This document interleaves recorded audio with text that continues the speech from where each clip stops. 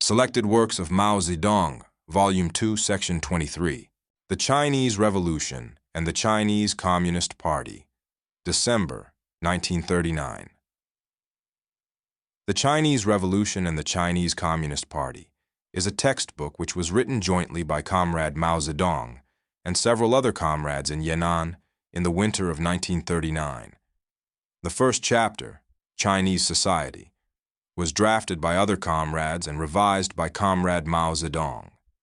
The second chapter, The Chinese Revolution, was written by Comrade Mao Zedong himself. Another chapter, scheduled to deal with party building, was left unfinished by the comrades working on it.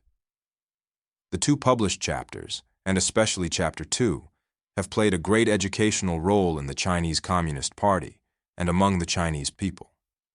The views on new democracy set out by Comrade Mao Zedong in Chapter 2 were considerably developed in his On New Democracy, written in January 1940. Chapter 1. Chinese Society, the Chinese Nation. China is one of the largest countries in the world, her territory being about the size of the whole of Europe. In this vast country of ours, there are large areas of fertile land, which provide us with food and clothing, mountain ranges across its length and breadth, with extensive forests and rich mineral deposits, many rivers and lakes, which provide us with water transport and irrigation, and a long coastline, which facilitates communication with nations beyond the seas. From ancient times, our forefathers have labored, lived, and multiplied on this vast territory. China borders on the Union of Soviet Socialist Republics in the northeast, the northwest, and part of the west, the Mongolian People's Republic in the north, Afghanistan, India, Bhutan, and Nepal in the southwest and part of the west, Burma and Indochina in the south, and Korea in the east, where she is also a close neighbor of Japan and the Philippines. China's geographical setting has its advantages and disadvantages for the Chinese People's Revolution. It is an advantage to be adjacent to the Soviet Union and fairly distant from the major imperialist countries in Europe and America, and to have many colonial or semi-colonial countries around us. It is a disadvantage that Japanese imperialism, making use of its geographical proximity, is constantly threatening the very existence of all China's nationalities and the Chinese People's Revolution. China has a population of 450 million, or almost a quarter of the world total. Over 9/10 of her inhabitants belong to the Han nationality. There are also scores of minority nationalities, including the Mongol, Hui, Tibetan, Uyghur, Miao, Yi, Chuang, Chungchia, and Korean nationalities, all with long histories, though, at different levels of cultural development. Thus, China is a country with a very large population, composed of many nationalities. Developing along the same lines as many other nations of the world, the Chinese people, here we refer mainly to the Hans, went through many thousands of years of life in classless primitive communes. Some 4,000 years have gone by since the collapse of these primitive communes and the transition to class society, which took the form first of slave and then of feudal society. Throughout the history of Chinese civilization, its agriculture and handicrafts have been renowned for their high level of development. There have been many great thinkers, scientists, inventors, statesmen, soldiers, men of letters, and artists, and we have a rich store of classical works. The compass was invented in China very long ago. The art of paper-making was discovered as early as 1,800 years ago. Block printing was invented 1,300 years ago, and movable type 800 years ago. The use of gunpowder was known to the Chinese before the Europeans. Thus, China has one of the oldest civilizations in the world. She has a recorded history of nearly 4,000 years. Footnotes 1 through 5. 1. With reference to the invention of the compass, the magnetic power of the lodestone was mentioned as early as the 3rd century BC by Lu Puwei in his almanac, and at the beginning of the 1st century AD, Wang Chung, the materialist philosopher, observed in his Lun Heng that the lodestone points to the south, which indicates that magnetic polarity was known by then. Works of travel written at the beginning of the 12th century show that the compass was already in general use among Chinese navigators at that time. 2. It is recorded in ancient documents that Cai Lun, a eunuch of the Eastern Han Dynasty, AD 25-220, invented paper, which he had made from bark, hemp, rags, and worn-out fishing nets. In AD 105, the last year of the reign of Emperor Hoti, Cai Lun presented his invention to the emperor, and subsequently, this method of making paper from plant fiber gradually spread in China. 3. Block printing was invented about AD 600 in the Sui dynasty. 4. Movable type was invented by Pai Sheng in the Sung dynasty between 1041 and 1048. 5. According to tradition, gunpowder was invented in China in the 9th century, and by the 11th century, it was already in use for firing cannon. End of footnotes. The Chinese nation is known throughout the world not only for its industriousness and stamina, but also for its ardent love of freedom and its rich revolutionary traditions. The history of the Han people, for instance, demonstrates that the Chinese never submit to tyrannical rule, but invariably use revolutionary means to overthrow or change it. In the thousands of years of Han history, there have been hundreds of peasant uprisings, great and small, against the dark rule of the landlords and the nobility. And most dynastic changes came about as a result of such peasant uprisings. All the nationalities of China have resisted foreign oppression and have invariably resorted to rebellion to shake it off. They favor a union on the basis of equality, but are against the oppression of one nationality by another.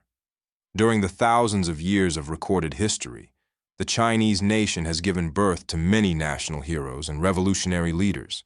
Thus, the Chinese nation has a glorious revolutionary tradition and a splendid historical heritage. The old feudal society.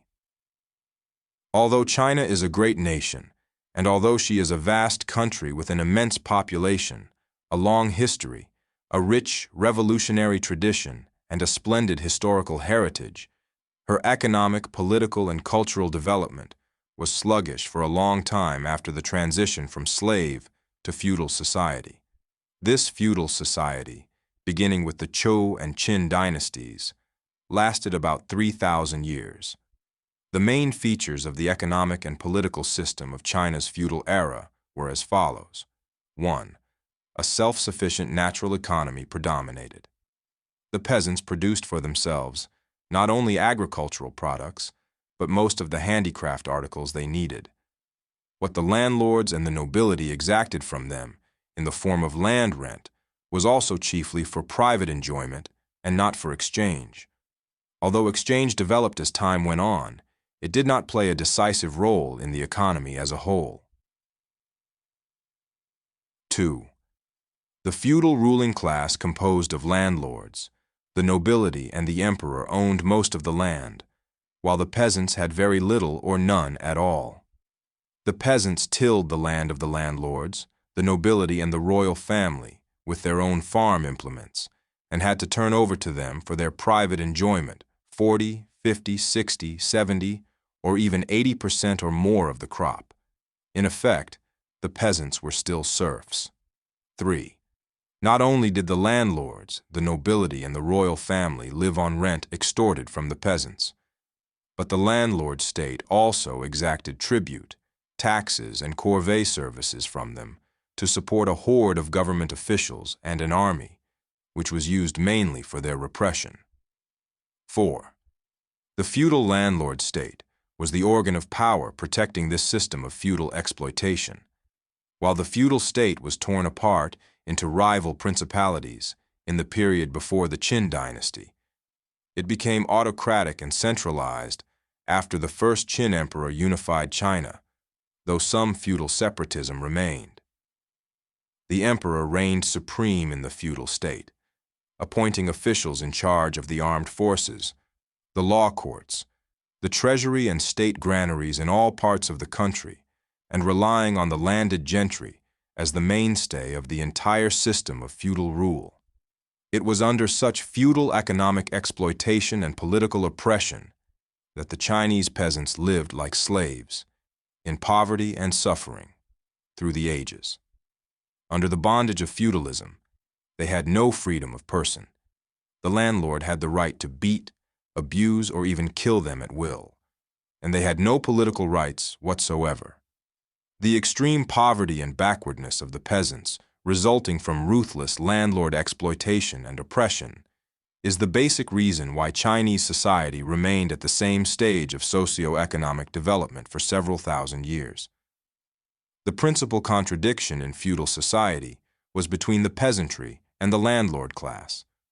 The peasants and the handicraft workers were the basic classes which created the wealth and culture of this society. The ruthless economic exploitation and political oppression of the Chinese peasants forced them into numerous uprisings against landlord rule.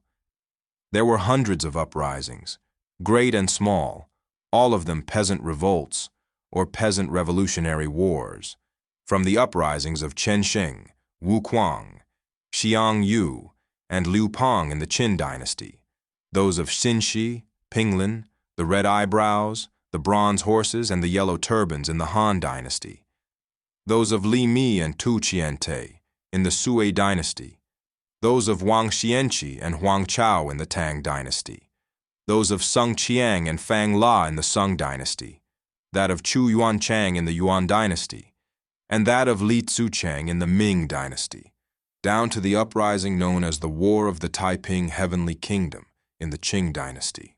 Footnotes 6 through 13. 6. Chen Sheng, Wu Kuang, Xiang Yu, and Liu Pang were leaders of the first great peasant uprising in the Qin dynasty.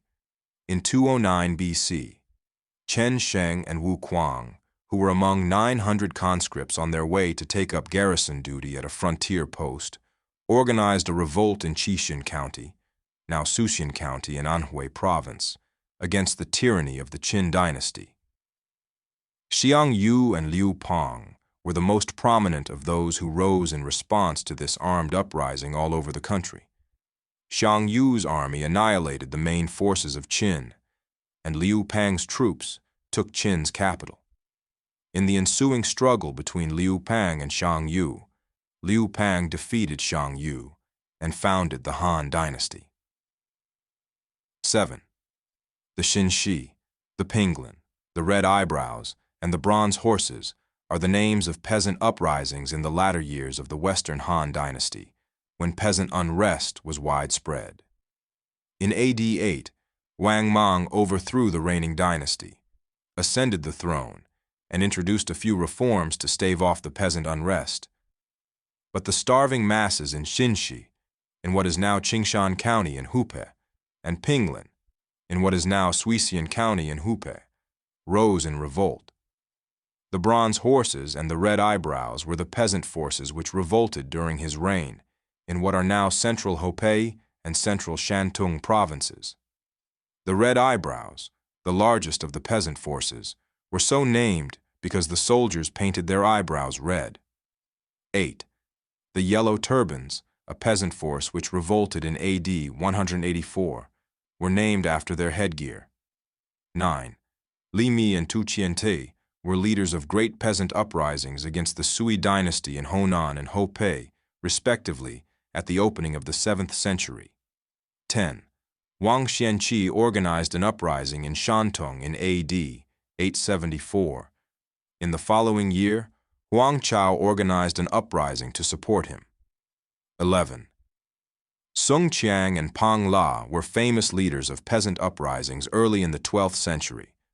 Sung Qiang was active along the borders between Shantung, Hopei, Honan, and Jiangsu, while Fang La was active in Chekiang and Anhui. 12.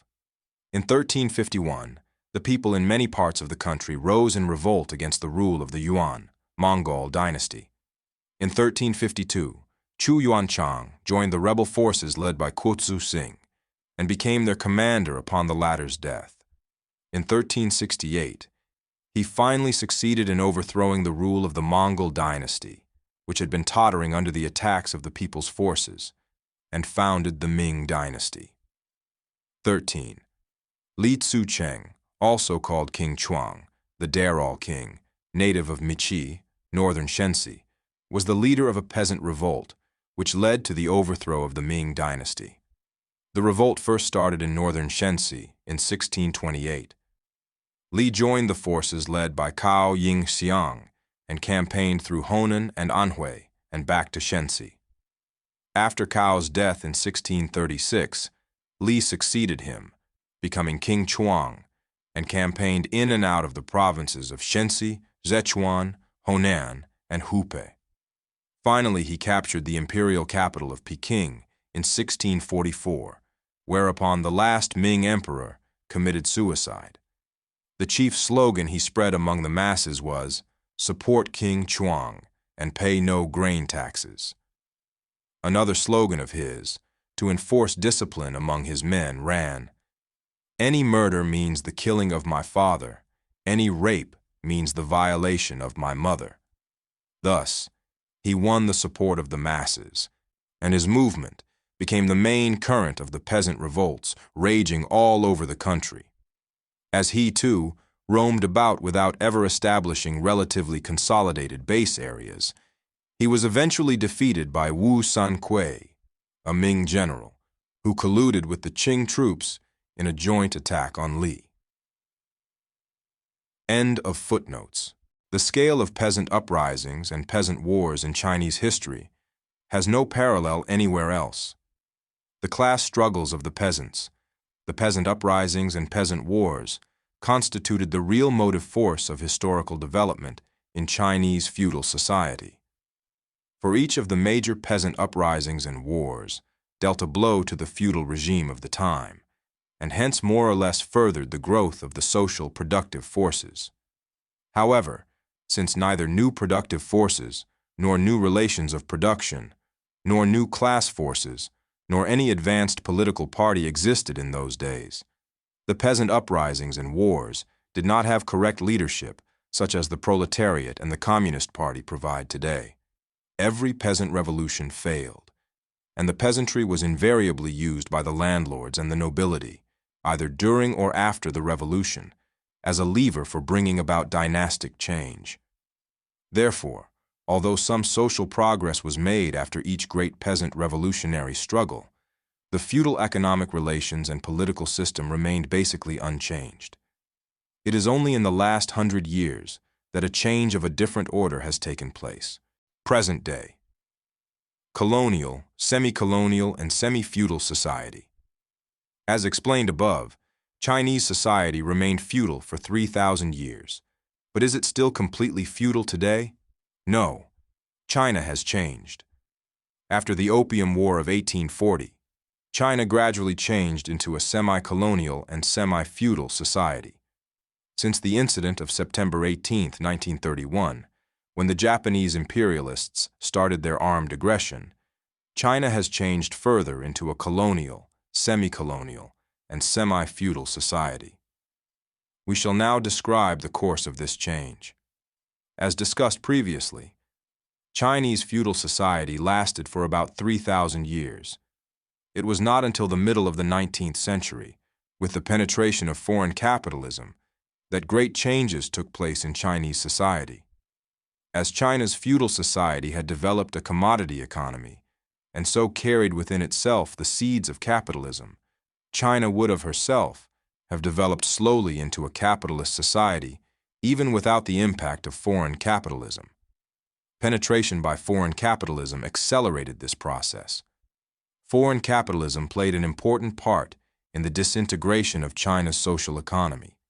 On the one hand, it undermined the foundations of her self-sufficient natural economy and wrecked the handicraft industries both in the cities and in the peasants' homes. And on the other, it hastened the growth of a commodity economy in town and country. Apart from its disintegrating effects on the foundations of China's feudal economy, this state of affairs gave rise to certain objective conditions and possibilities for the development of capitalist production in China. For the destruction of the natural economy created a commodity market for capitalism, while the bankruptcy of large numbers of peasants and handicraftsmen provided it with a home market.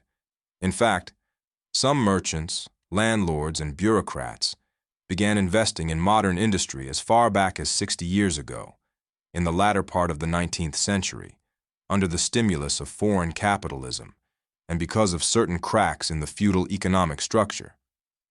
About 40 years ago, at the turn of the century, China's national capitalism took its first steps forward. Then about 20 years ago, during the First Imperialist World War, China's national industry expanded, chiefly in textiles and flour milling, because the imperialist countries in Europe and America were preoccupied with the war and temporarily relaxed their oppression of China. The history of the emergence and development of national capitalism is at the same time the history of the emergence and development of the Chinese bourgeoisie and proletariat. Just as a section of the merchants, landlords, and bureaucrats were precursors of the Chinese bourgeoisie, so a section of the peasants and handicraft workers were the precursors of the Chinese proletariat. As distinct social classes, the Chinese bourgeoisie and proletariat are newborn and never existed before in Chinese history. They have evolved into new social classes from the womb of feudal society. They are twins born of China's old feudal society, at once linked to each other and antagonistic to each other.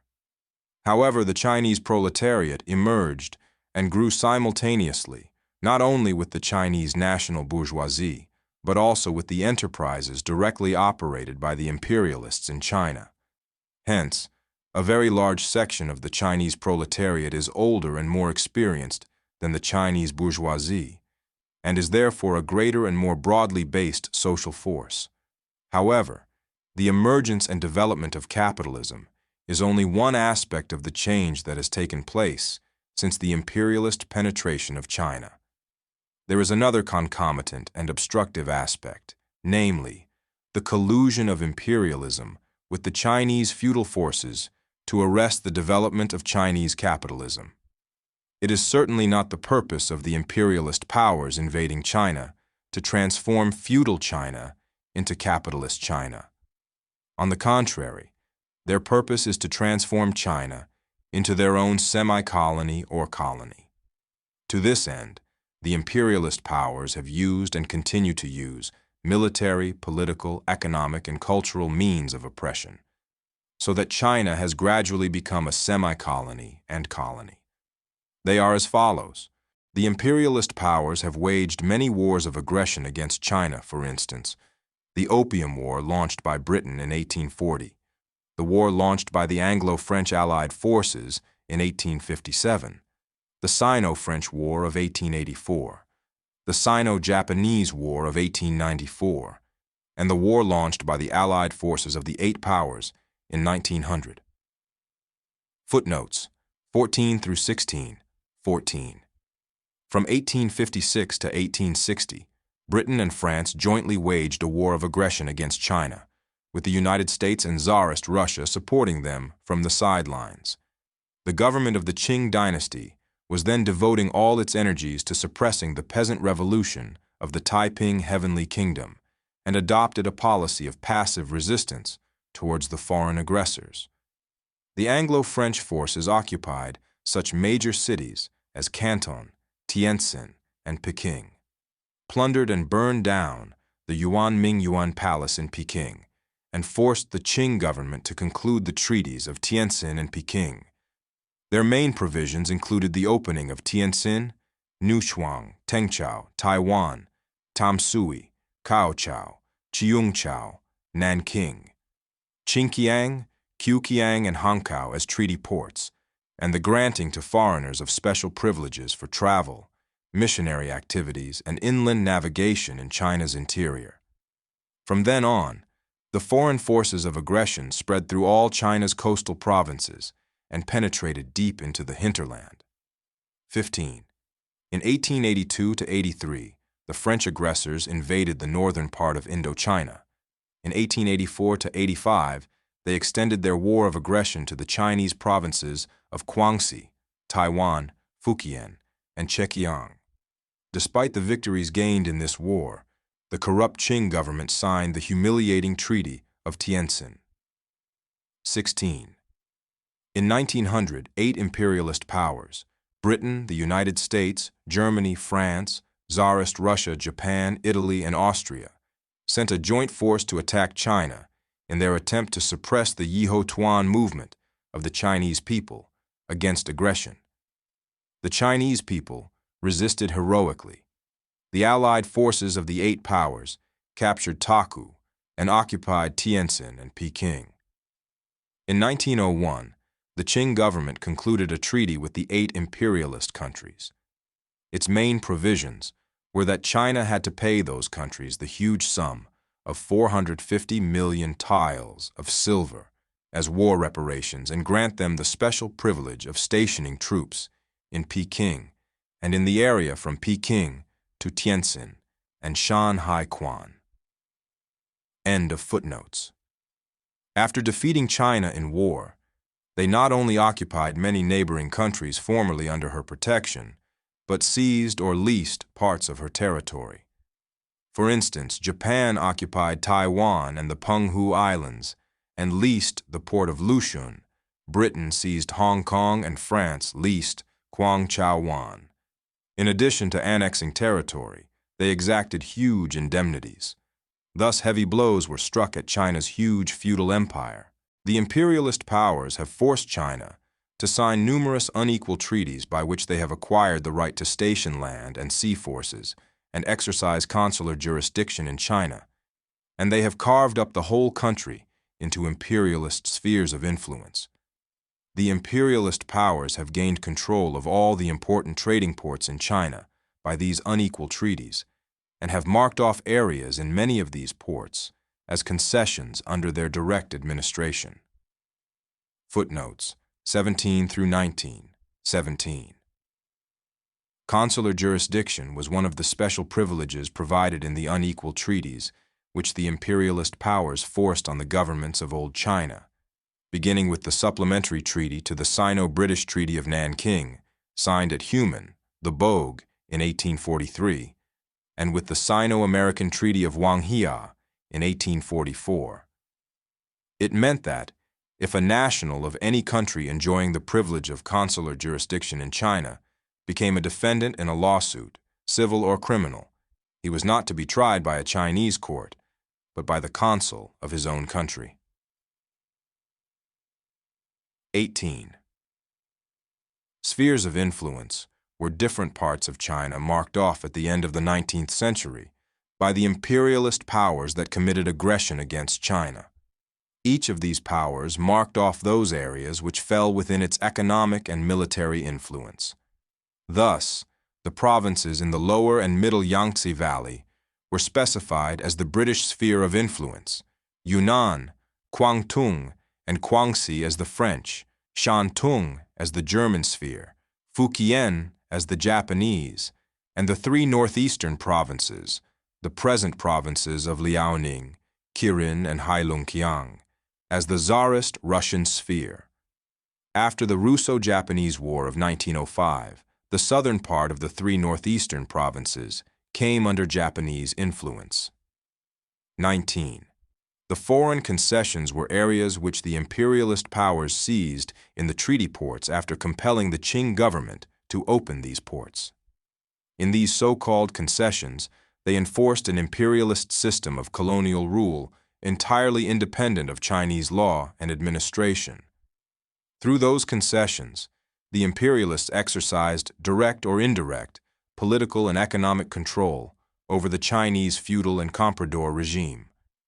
During the Revolution of 1924 to 1927, the revolutionary people led by the Chinese Communist Party started a movement to abolish the concessions, and in January 1927, they took over the British concessions in Hankow and Fujian. However, the imperialists retained various concessions after Chiang Kai-shek betrayed the revolution. End of footnotes. They have also gained control of China's customs, foreign trade, and communications, sea, land, inland water, and air. Thus, they have been able to dump their goods in China, turn her into a market for their industrial products, and at the same time subordinate her agriculture to their imperialist needs.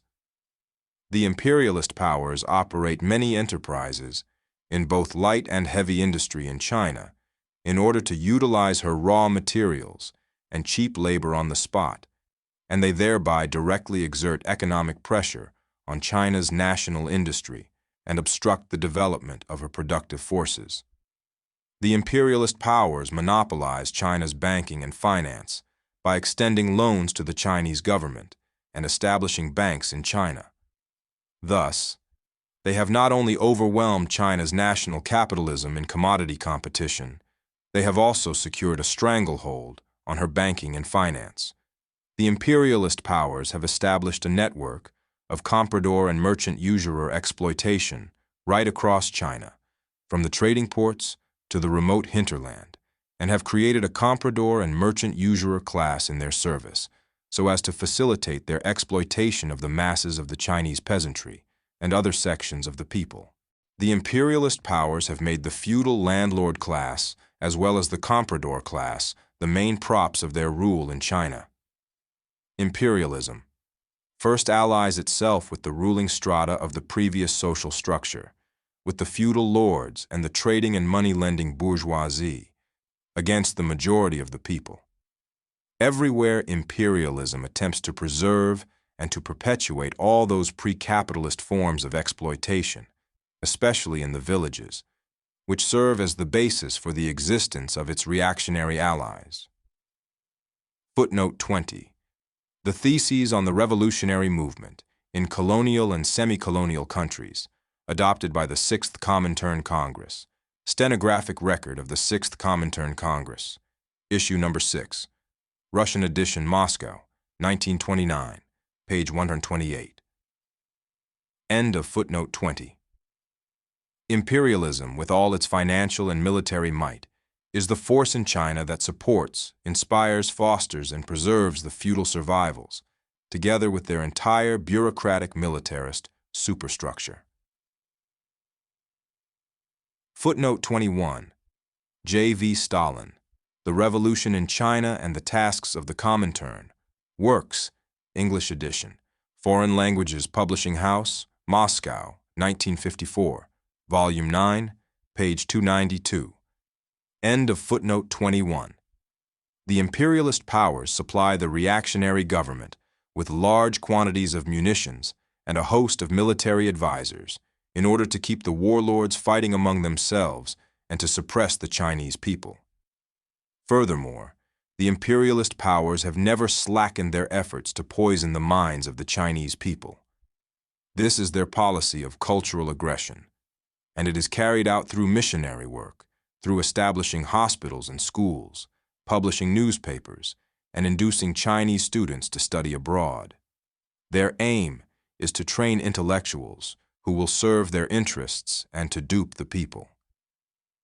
Since September 18, 1931, the large-scale invasion of Japanese imperialism has turned a big chunk of semi-colonial China into a Japanese colony.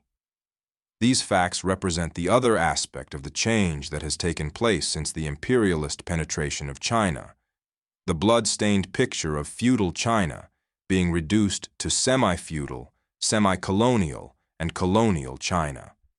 It is thus clear that in their aggression against China, the imperialist powers have, on the one hand, hastened the disintegration of feudal society and the growth of elements of capitalism, thereby transforming a feudal into a semi-feudal society, and on the other, imposed their ruthless rule on China, reducing an independent country to a semi-colonial and colonial country. Taking both these aspects together, we can see that China's colonial, semi-colonial, and semi-feudal society possesses the following characteristics. The foundations of the self-sufficient natural economy of feudal times have been destroyed, but the exploitation of the peasantry by the landlord class, which is the basis of the system of feudal exploitation, not only remains intact but, linked as it is with exploitation by comprador and usurer capital, clearly dominates China's social and economic life. National capitalism has developed to a certain extent and has played a considerable part in China's political and cultural life, but it has not become the principal pattern in China's social economy. It is flabby and is mostly associated with foreign imperialism and domestic feudalism in varying degrees. The autocratic rule of the emperors and nobility has been overthrown, and in its place there have arisen first the warlord bureaucrat rule of the landlord class, and then the joint dictatorship of the landlord class and the big bourgeoisie.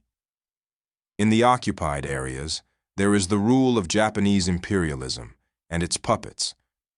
Imperialism controls not only China's vital financial and economic arteries, but also her political and military power. In the occupied areas, everything is in the hands of Japanese imperialism. China's economic, political, and cultural development is very uneven because she has been under the complete or partial domination of many imperialist powers, because she has actually been in a state of disunity for a long time, and because her territory is immense. Under the twofold oppression of imperialism and feudalism, and especially as a result of the large-scale invasion of Japanese imperialism, the Chinese people, and particularly the peasants, have become more and more impoverished and have even been pauperized in large numbers, living in hunger and cold, and without any political rights. The poverty and lack of freedom among the Chinese people are on a scale seldom found elsewhere. Such are the characteristics of China's colonial, semi-colonial, and semi-feudal society. This situation has in the main been determined by the Japanese and other imperialist forces. It is the result of the collusion of foreign imperialism and domestic feudalism. The contradiction between imperialism and the Chinese nation, and the contradiction between feudalism and the great masses of the people, are the basic contradictions in modern Chinese society. Of course, there are others, such as the contradiction between the bourgeoisie and the proletariat, and the contradictions within the reactionary ruling classes themselves. But the contradiction between imperialism and the Chinese nation is the principal one. These contradictions and their intensification must inevitably result in the incessant growth of revolutionary movements.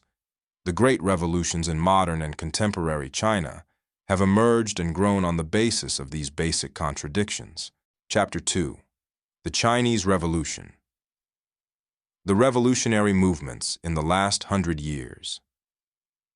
The history of China's transformation into a semi-colony and colony by imperialism in collusion with Chinese feudalism is at the same time a history of struggle by the Chinese people against imperialism and its lackeys, the Opium War, the movement of the Taiping Heavenly Kingdom, the Sino-French War, the Sino-Japanese War, the Reform Movement of 1898, the Yi-Ho Tuan Movement, the Revolution of 1911, the May 4th Movement, the May 30th Movement, the Northern Expedition, the Agrarian Revolutionary War, and the present war of resistance against Japan, all testify to the Chinese people's indomitable spirit in fighting imperialism and its lackeys.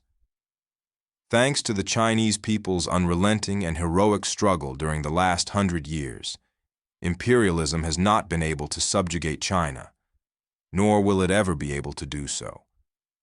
The valiant Chinese people will certainly fight on, even though Japanese imperialism is now exerting its full strength in an all-out offensive, and many landlord and big bourgeois elements, such as the overt and covert Wangqing ways, have already capitulated to the enemy, or are preparing to do so.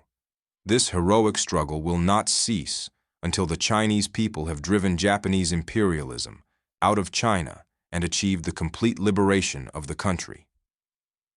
The national revolutionary struggle of the Chinese people has a history of fully 100 years counting from the Opium War of 1840, or of 30 years counting from the Revolution of 1911. It has not yet run its full course, nor has it yet performed its tasks with any signal success. Therefore, the Chinese people, and above all the Communist Party, must shoulder the responsibility of resolutely fighting on. What are the targets of the revolution? What are its tasks? What are its motive forces? What is its character? And what are its perspectives? These are the questions we shall now deal with. The targets of the Chinese Revolution. From our analysis in the third section of Chapter 1, we know that present-day Chinese society is a colonial, semi-colonial, and semi-feudal society.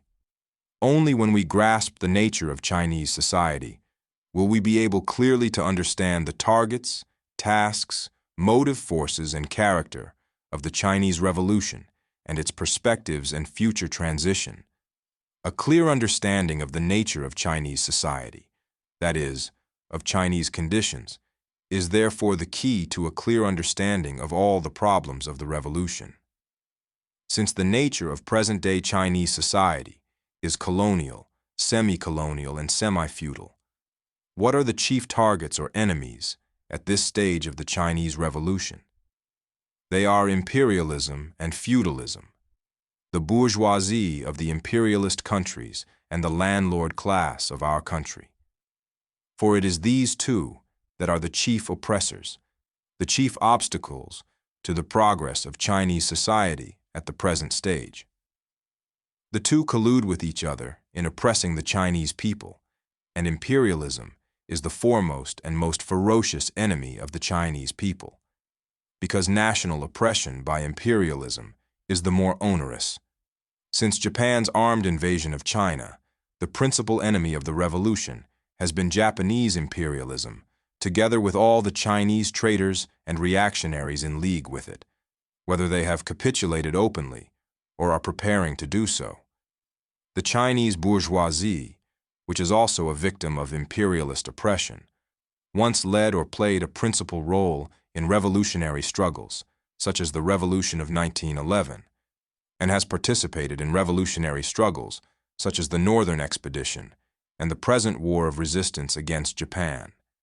In the long period from 1927 to 1937, however, its upper stratum, namely, the section represented by the reactionary clique within the Kuomintang, collaborated with imperialism, formed a reactionary alliance with the landlord class, betrayed the friends who had helped it, the Communist Party, the proletariat, the peasantry, and other sections of the petty bourgeoisie, betrayed the Chinese Revolution and brought about its defeat.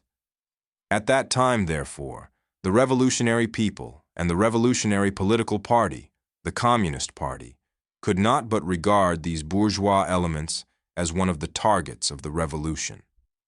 In the war of resistance, a section of the big landlord class and big bourgeoisie, represented by Wang Qingwei, has turned traitor and deserted to the enemy. Consequently, the anti-Japanese people cannot but regard these big bourgeois elements who have betrayed our national interests as one of the targets of the revolution. It is evident, then, that the enemies of the Chinese Revolution are very powerful. They include not only powerful imperialists and powerful feudal forces, but also, at times, the bourgeois reactionaries who collaborate with the imperialist and feudal forces to oppose the people. Therefore, it is wrong to underestimate the strength of the enemies of the revolutionary Chinese people. In the face of such enemies, the Chinese Revolution cannot be other than protracted and ruthless. With such powerful enemies, the revolutionary forces cannot be built up and tempered into a power capable of crushing them, except over a long period of time.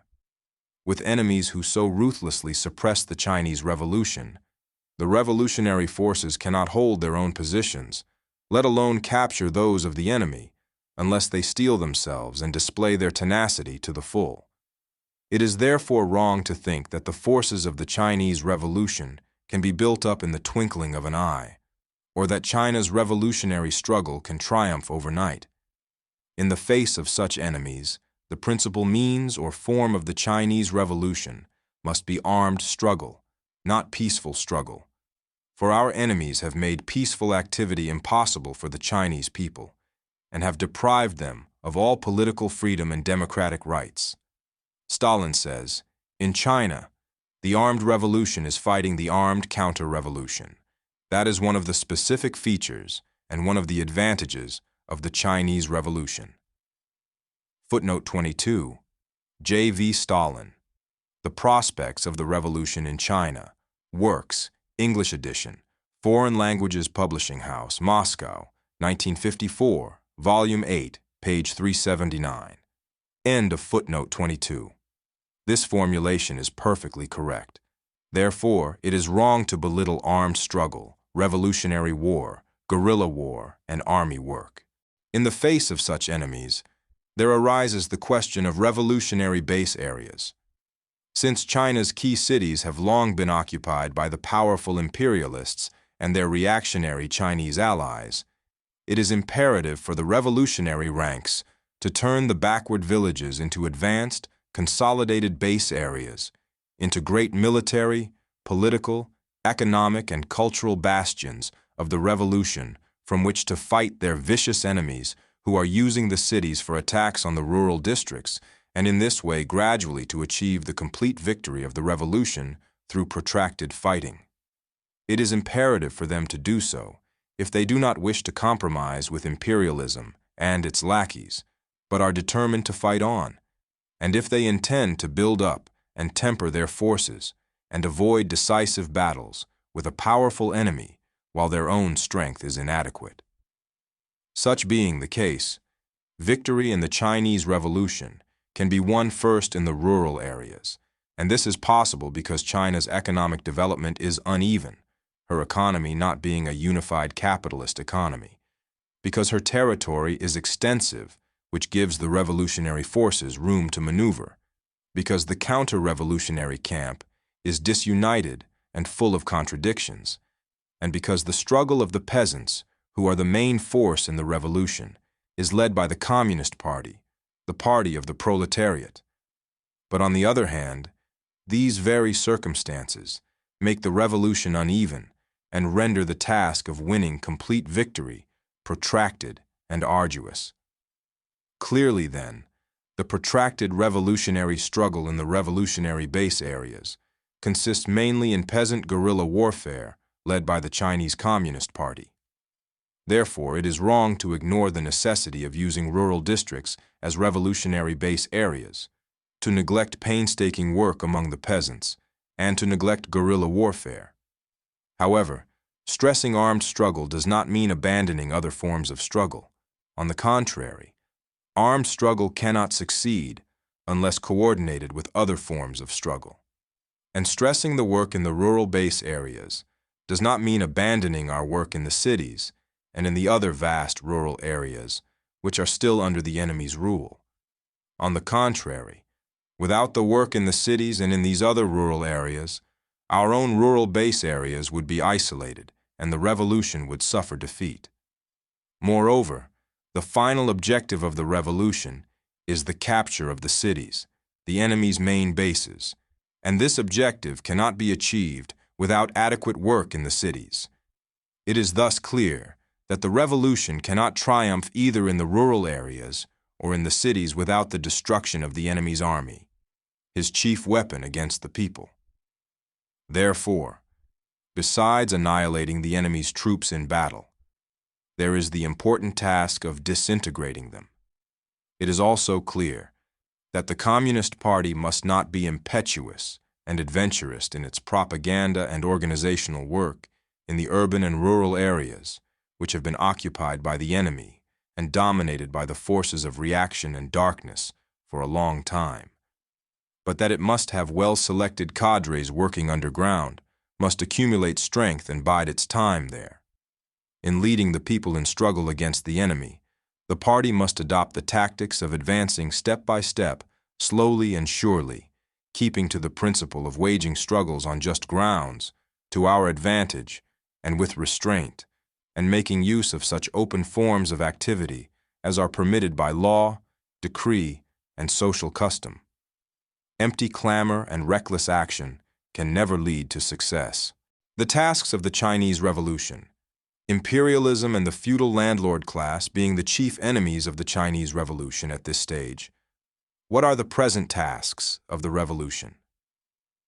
Unquestionably, the main tasks are to strike at these two enemies, to carry out a national revolution to overthrow foreign imperialist oppression and a democratic revolution to overthrow feudal landlord oppression, the primary and foremost task being the national revolution to overthrow imperialism. These two great tasks are interrelated. Unless imperialist rule is overthrown, the rule of the feudal landlord class cannot be terminated, because imperialism is its main support. Conversely, unless help is given to the peasants in their struggle to overthrow the feudal landlord class, it will be impossible to build powerful revolutionary contingents to overthrow imperialist rule. Because the feudal landlord class is the main social base of imperialist rule in China, and the peasantry is the main force in the Chinese Revolution. Therefore, the two fundamental tasks, the national revolution and the democratic revolution, are at once distinct and united. In fact, the two revolutionary tasks are already linked, since the main immediate task of the national revolution is to resist the Japanese imperialist invaders, and since the democratic revolution must be accomplished in order to win the war. It is wrong to regard the national revolution and the democratic revolution as two entirely different stages of the revolution. The motive forces of the Chinese Revolution. Given the nature of Chinese society and the present targets and tasks of the Chinese Revolution, as analyzed and defined above, what are the motive forces of the Chinese Revolution? Since Chinese society is colonial, semi-colonial, and semi-feudal, since the targets of the revolution are mainly foreign imperialist rule and domestic feudalism, and since its tasks are to overthrow these two oppressors, which of the various classes and strata in Chinese society constitute the forces capable of fighting them? This is the question of the motive forces of the Chinese Revolution at the present stage. A clear understanding of this question is indispensable to a correct solution of the problem of the basic tactics of the Chinese Revolution. What classes are there in present-day Chinese society? There are the landlord class and the bourgeoisie, the landlord class and the upper stratum of the bourgeoisie, constituting the ruling classes in Chinese society. And there are the proletariat, the peasantry, and the different sections of the petty bourgeoisie other than the peasantry, all of which are still the subject classes in vast areas of China. The attitude and the stand of these classes towards the Chinese Revolution are entirely determined by their economic status in society. Thus, the motive forces, as well as the targets and tasks of the revolution, are determined by the nature of China's socio-economic system. Let us now analyze the different classes in Chinese society. The landlord class. The landlord class forms the main social base for imperialist rule in China. It is a class which uses the feudal system to exploit and oppress the peasants, obstructs China's political, economic, and cultural development, and plays no progressive role whatsoever. Therefore, the landlords, as a class, are a target and not a motive force of the revolution. In the present war of resistance, a section of the big landlords, along with one section of the big bourgeoisie, the capitulationists, has surrendered to the Japanese aggressors and turned traitor, while another section of the big landlords, along with another section of the big bourgeoisie, the diehards, is increasingly wavering, even though it is still in the anti-Japanese camp. But a good many of the enlightened gentry who are middle and small landlords and who have some capitalist coloration display some enthusiasm for the war, and we should unite with them in the common fight against Japan. The bourgeoisie. There is a distinction between the comprador, big bourgeoisie, and the national bourgeoisie. The comprador, big bourgeoisie, is a class which directly serves the capitalists of the imperialist countries and is nurtured by them. Countless ties link it closely with the feudal forces in the countryside. Therefore, It is a target of the Chinese Revolution, and never in the history of the revolution has it been a motive force. However, different sections of the comprador big bourgeoisie owe allegiance to different imperialist powers, so that when the contradictions among the latter become very acute, and the revolution is directed mainly against one particular imperialist power, it becomes possible for the sections of the comprador class, which serve other imperialist groupings, to join the current anti-imperialist front, to a certain extent, and for a certain period. But they will turn against the Chinese Revolution the moment their masters do. In the present war, the pro-Japanese big bourgeoisie, the capitulationists, have either surrendered or are preparing to surrender. The pro-European and pro-American big bourgeoisie, the diehards, are wavering more and more, even though they are still in the anti-Japanese camp, and they are playing the double game of simultaneously resisting Japan and opposing the Communist Party. Our policy towards the big bourgeoisie capitulationists is to treat them as enemies and resolutely strike them down. Towards the big bourgeois diehards, we employ a revolutionary dual policy. On the one hand, we unite with them because they are still anti-Japanese, and we should make use of their contradictions with Japanese imperialism. But on the other hand, we firmly struggle against them because they pursue a high-handed anti-communist, reactionary policy detrimental to resistance and unity, both of which would be jeopardized without such a struggle. The national bourgeoisie is a class with a dual character. On the one hand, it is oppressed by imperialism and fettered by feudalism, and consequently is in contradiction with both of them. In this respect, it constitutes one of the revolutionary forces. In the course of the Chinese Revolution, it has displayed a certain enthusiasm for fighting imperialism and the governments of bureaucrats and warlords. But on the other hand, it lacks the courage to oppose imperialism and feudalism thoroughly, because it is economically and politically flabby and still has economic ties with imperialism and feudalism. This emerges very clearly when the people's revolutionary forces grow powerful. It follows from the dual character of the national bourgeoisie that at certain times and to a certain extent, it can take part in the revolution against imperialism and the governments of bureaucrats and warlords, and can become a revolutionary force, but that at other times there is the danger of its following, the comprador big bourgeoisie, and acting as its accomplice in counter-revolution.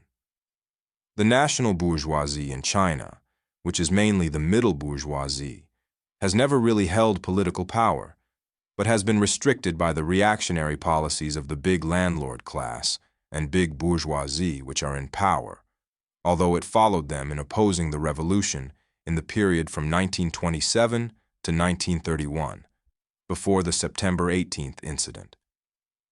In the present war, it differs not only from the capitulationists of the big landlord class and big bourgeoisie, but also from the big bourgeois diehards, and so far has been a fairly good ally of ours.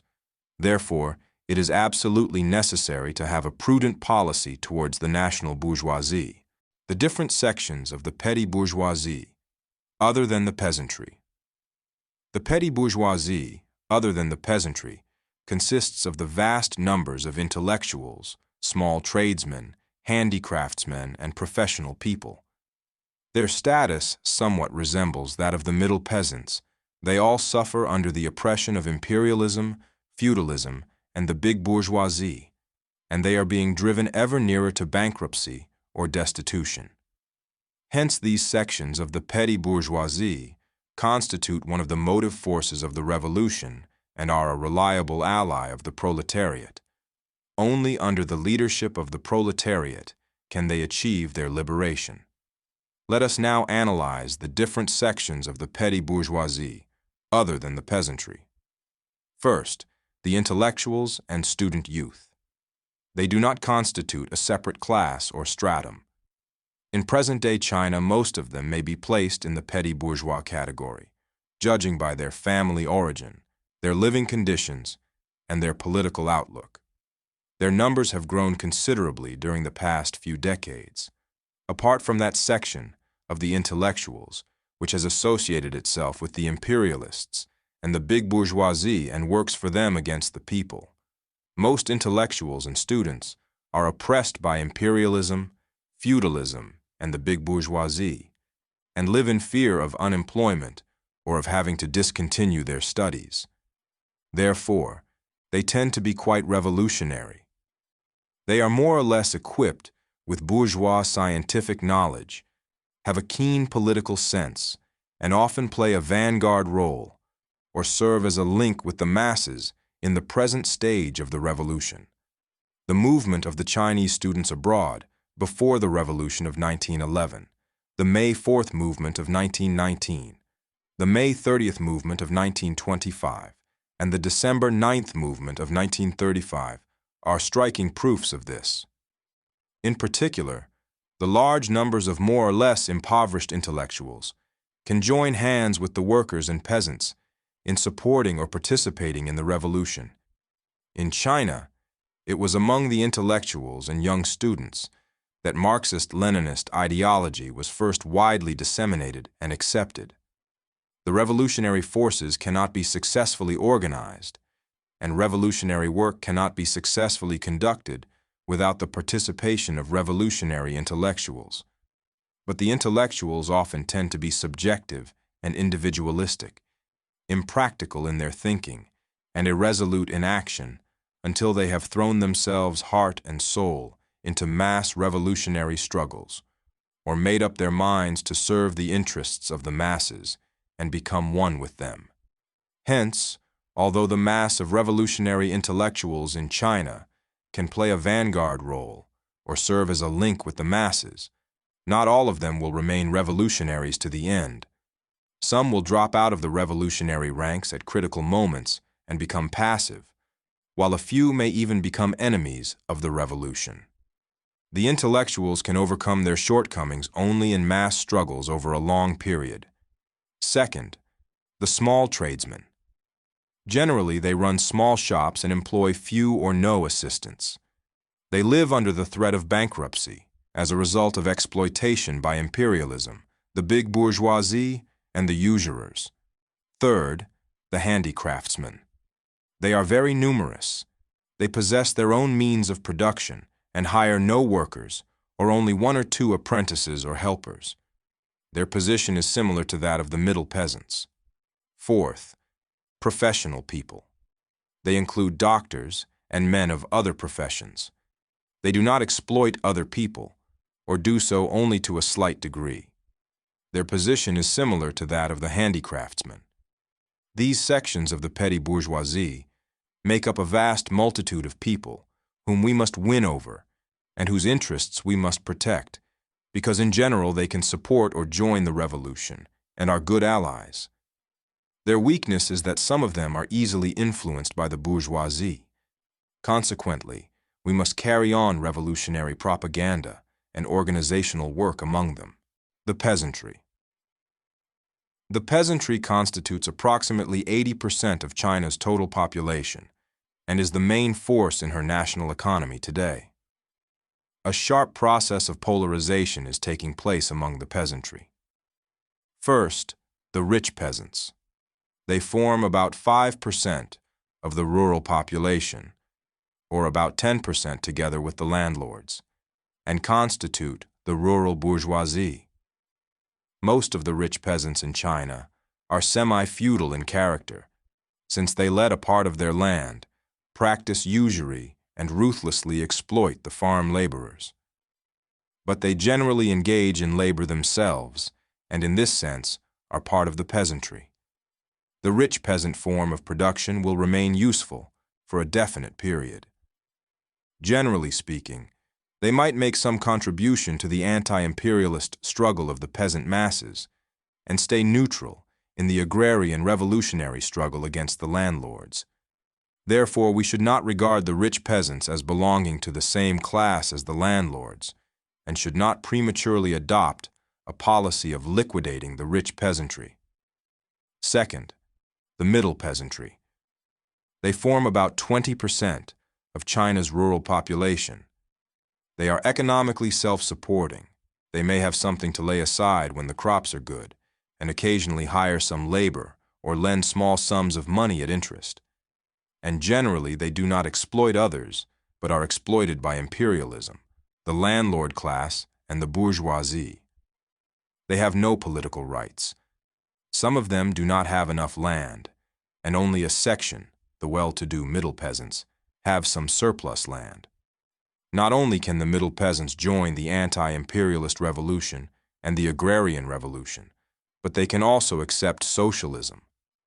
Therefore, the whole middle peasantry can be a reliable ally of the proletariat and is an important motive force of the revolution. The positive or negative attitude of the middle peasants is one of the factors determining victory or defeat in the revolution, and this is especially true after the agrarian revolution, when they become the majority of the rural population. Third, the poor peasants. The poor peasants in China, together with farm laborers, form about 70% of the rural population. They are the broad peasant masses, with no land or insufficient land, the semi-proletariat of the countryside, the biggest motive force of the Chinese Revolution, the natural and most reliable ally of the proletariat, and the main contingent of China's revolutionary forces.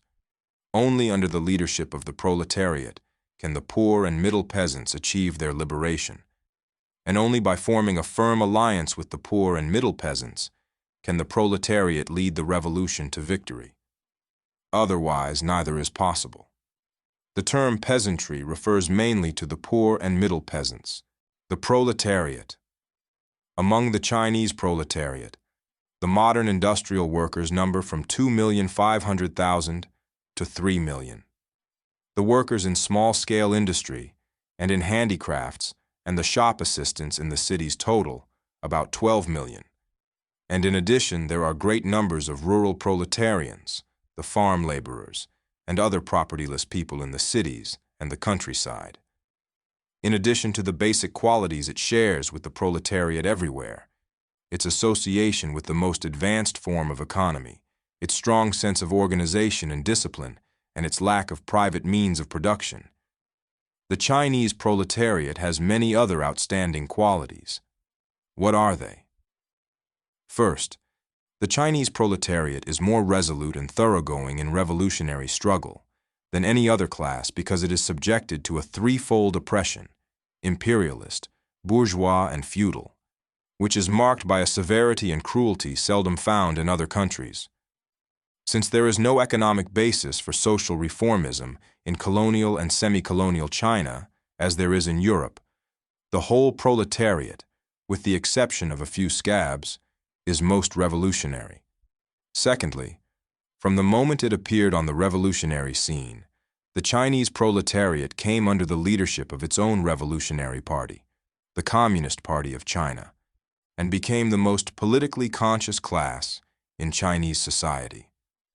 Thirdly, because the Chinese proletariat by origin is largely made up of bankrupted peasants, it has natural ties with the peasant masses, which facilitates its forming a close alliance with them.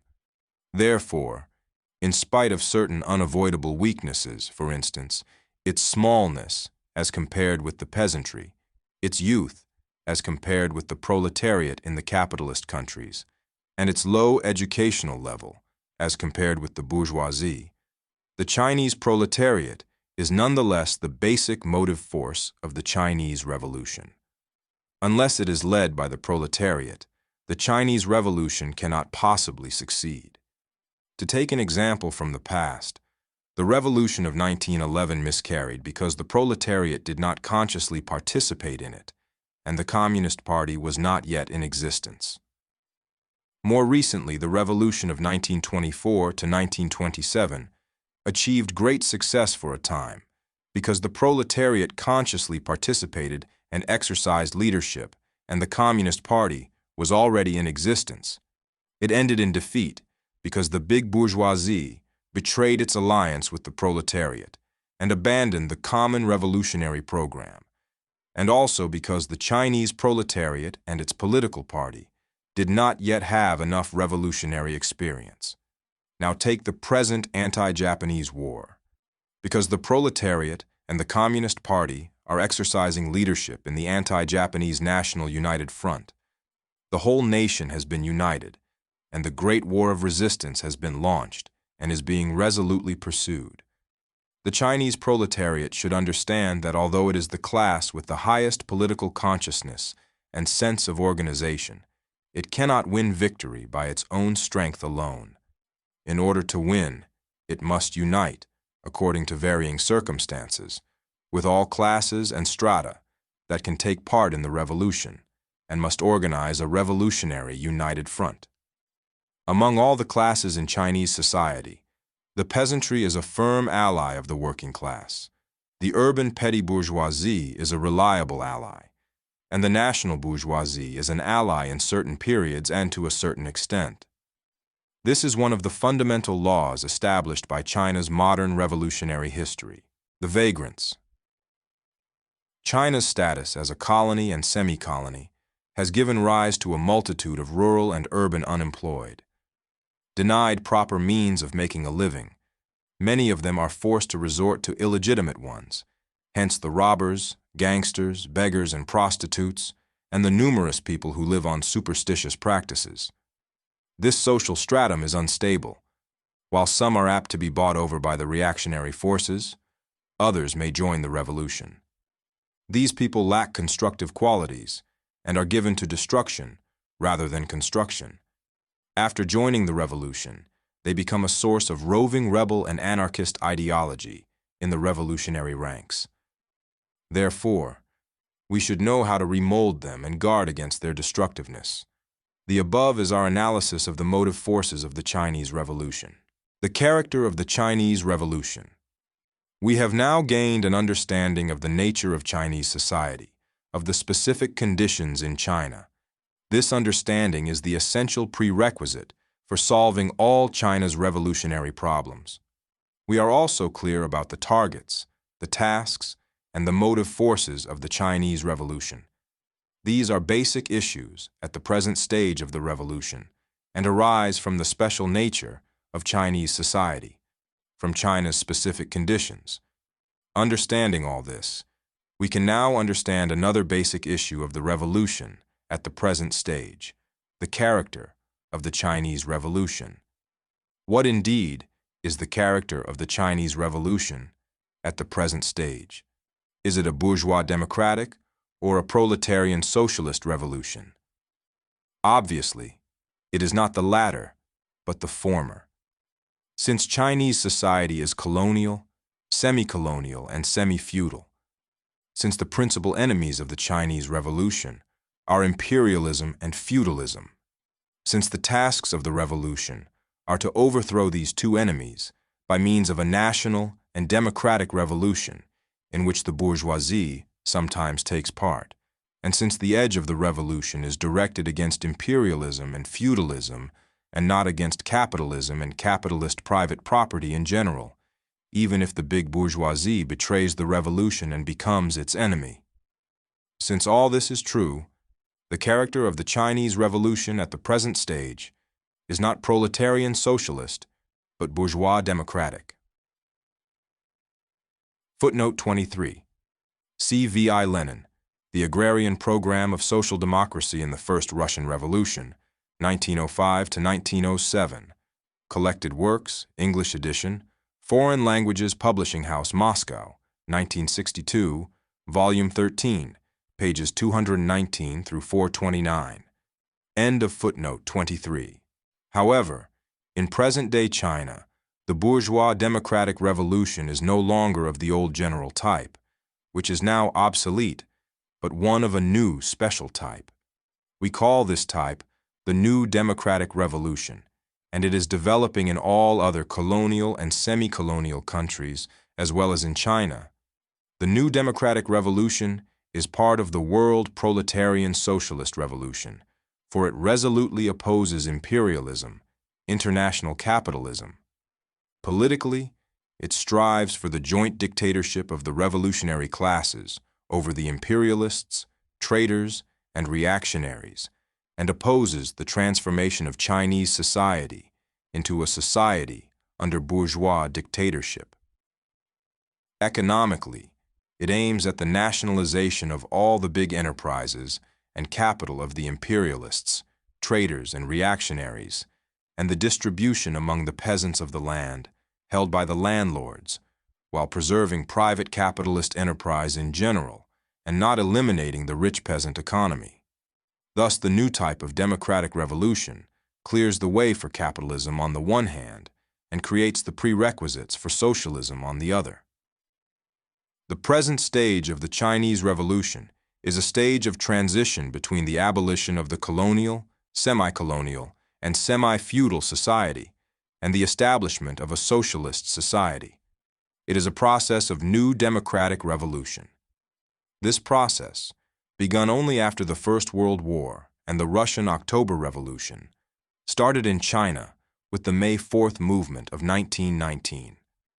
A new democratic revolution is an anti-imperialist and anti-feudal revolution of the broad masses of the people under the leadership of the proletariat. Chinese society can advance to socialism only through such a revolution. There is no other way. The new democratic revolution is vastly different from the democratic revolutions of Europe and America, in that it results not in a dictatorship of the bourgeoisie, but in a dictatorship of the united front of all the revolutionary classes under the leadership of the proletariat. In the present war of resistance, the anti-Japanese democratic political power established in the base areas which are under the leadership of the Communist Party is the political power of the anti-Japanese National United Front. This is neither a bourgeois nor a proletarian one-class dictatorship, but a joint dictatorship of the revolutionary classes under the leadership of the proletariat. All who stand for resistance to Japan and for democracy are entitled to share in this political power, regardless of their party affiliation. The new democratic revolution also differs from a socialist revolution in that it overthrows the rule of the imperialists, traitors, and reactionaries in China, but does not destroy any section of capitalism which is capable of contributing to the anti-imperialist, anti-feudal struggle. The new democratic revolution is basically in line with the revolution envisaged in the Three People's Principles, as advocated by Dr. Sun Yat-sen in 1924.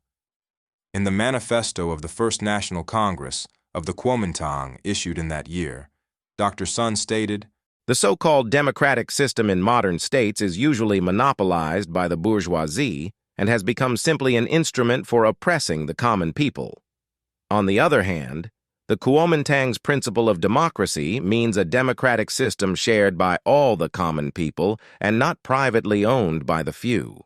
He then added, "Enterprises, such as banks, railways, and airlines, whether Chinese-owned or foreign-owned, which are either monopolistic in character or too big for private management, shall be operated and administrated by the state, so that private capital cannot dominate the livelihood of the people. This is the main principle of the regulation of capital." And again in his testament, Dr. Sun pointed out the fundamental principle for domestic and foreign policy. "We must arouse the masses of the people and unite in a common struggle with those nations of the world which treat us as equals." The Three People's Principles of the old democracy, which were adapted to the old international and domestic conditions, were thus reshaped into the Three People's Principles of new democracy, which are adapted to the new international and domestic conditions. The Communist Party of China was referring to the latter kind of Three People's Principles and to no other when, in its manifesto of September 22, 1937, it declared that, "The Three People's Principles being what China needs today, our party is ready to fight for their complete realization." These Three People's Principles embody Dr. Sun Yat-sen's three great policies: alliance with Russia, cooperation with the Communist Party, and assistance to the peasants and workers. In the new international and domestic conditions, any kind of Three People's Principles which departs from the three great policies is not revolutionary. Here, we shall not deal with the fact that, while communism and the Three People's Principles agree on the basic political program for the democratic revolution, they differ in all other respects. Thus, the role of the proletariat, the peasantry, and the other sections of the petty bourgeoisie in China's bourgeois democratic revolution cannot be ignored, either in the alignment of forces for the struggle, that is, in the united front, or in the organization of state power. Anyone who tries to bypass these classes will certainly be unable to solve the problem of the destiny of the Chinese nation, or indeed any of China's problems. The Chinese Revolution at the present stage must strive to create a democratic republic in which the workers, the peasants, and the other sections of the petty bourgeoisie all occupy a definite position and play a definite role. In other words, it must be a democratic republic based on a revolutionary alliance of the workers, peasants, urban petty bourgeoisie, and all others who are against imperialism and feudalism. Only under the leadership of the proletariat can such a republic be completely realized. The perspectives of the Chinese Revolution. Now that the basic issues, the nature of Chinese society, and the targets, tasks, motive forces, and character of the Chinese Revolution at the present stage have been clarified, it is easy to see its perspectives, that is, to understand the relation between the bourgeois democratic and the proletarian socialist revolution, or between the present and future stages of the Chinese Revolution. There can be no doubt that the ultimate perspective of the Chinese Revolution is not capitalism, but socialism and communism. Since China's bourgeois democratic revolution at the present stage is not of the old general type, but is a democratic revolution of a new special type, a new democratic revolution. And since it is taking place in the new international environment of the 1930s and 40s, characterized by the rise of socialism and the decline of capitalism, in the period of the Second World War and the era of revolution. However, it is not at all surprising, but entirely to be expected, that a capitalist economy will develop to a certain extent within Chinese society, with the sweeping away of the obstacles to the development of capitalism after the victory of the revolution, since the purpose of the Chinese Revolution at the present stage is to change the existing colonial, semi-colonial, and semi-feudal state of society, to strive for the completion of the new democratic revolution. A certain degree of capitalist development will be an inevitable result of the victory of the democratic revolution in economically backward China. But that will be only one aspect of the outcome of the Chinese Revolution, and not the whole picture. The whole picture will show the development of socialist as well as capitalist factors. What will the socialist factors be? The increasing relative importance of the proletariat and the Communist Party among the political forces in the country, leadership by the proletariat and the Communist Party, which the peasantry, intelligentsia, and the urban petty bourgeoisie already accept or are likely to accept, and the state sector of the economy owned by the Democratic Republic, and the cooperative sector of the economy owned by the working people. All these will be socialist factors.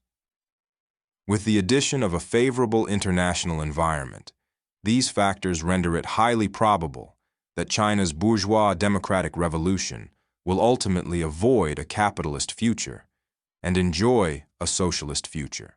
The twofold task of the Chinese Revolution and the Chinese Communist Party. Summing up the foregoing sections of this chapter, we can see that the Chinese Revolution taken as a whole involves a twofold task. That is to say, it embraces both the bourgeois democratic revolution, the new democratic revolution, and the proletarian socialist revolution, both the present and future stages of the revolution. The leadership in this twofold revolutionary task devolves on the Chinese Communist Party, the party of the proletariat, without whose leadership no revolution can succeed. To complete China's bourgeois democratic revolution, the new democratic revolution, and to transform it into a socialist revolution when all the necessary conditions are ripe. Such is the sum total of the great and glorious revolutionary task of the Chinese Communist Party. Every party member must strive for its accomplishment and must under no circumstances give up halfway. Some immature communists think that our task is confined to the present democratic revolution and does not include the future socialist revolution, or that the present revolution, or the agrarian revolution, is actually a socialist revolution. It must be emphatically pointed out that these views are wrong. Every communist ought to know that, taken as a whole, the Chinese revolutionary movement led by the Communist Party embraces the two stages, the democratic and the socialist revolutions, which are two essentially different revolutionary processes, and that the second process can be carried through only after the first has been completed. The democratic revolution is the necessary preparation for the socialist revolution, and the socialist revolution is the inevitable sequel to the democratic revolution. The ultimate aim for which all communists strive is to bring about a socialist and communist society. A clear understanding of both the differences and the interconnections between the democratic and the socialist revolutions is indispensable to correct leadership in the Chinese Revolution. Except for the Communist Party, no political party, bourgeois or petty bourgeois, is equal to the task of leading China's two great revolutions, the democratic and the socialist revolutions, to complete fulfillment. From the very day of its birth, the Communist Party has taken this twofold task on its own shoulders, and for 18 years has fought strenuously for its accomplishment. It is a task at once glorious and arduous, and it cannot be accomplished without a Bolshevized Chinese Communist Party, which is national in scale and has a broad mass character, a party fully consolidated ideologically, politically, and organizationally. Therefore, every communist has the duty of playing an active part in building up such a communist party. End of section 23. The Chinese Revolution and the Chinese Communist Party.